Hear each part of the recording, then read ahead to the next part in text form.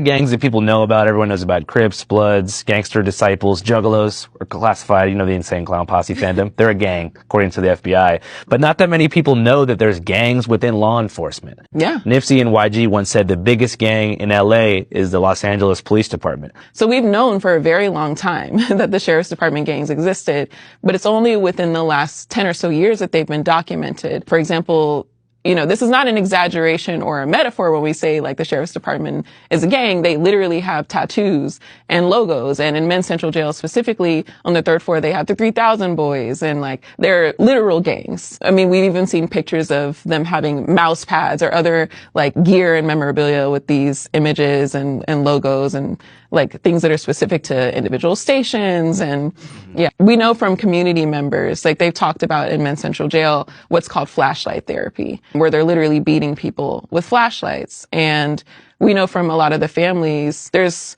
record numbers of in-custody deaths right now in the Los Angeles Sheriff's Department.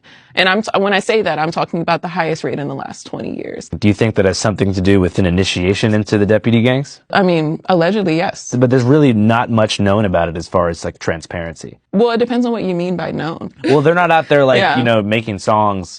Some gangs are hope creative in some capacity. Right. They have a creative arm, Right. There's no Sheriff's Department music.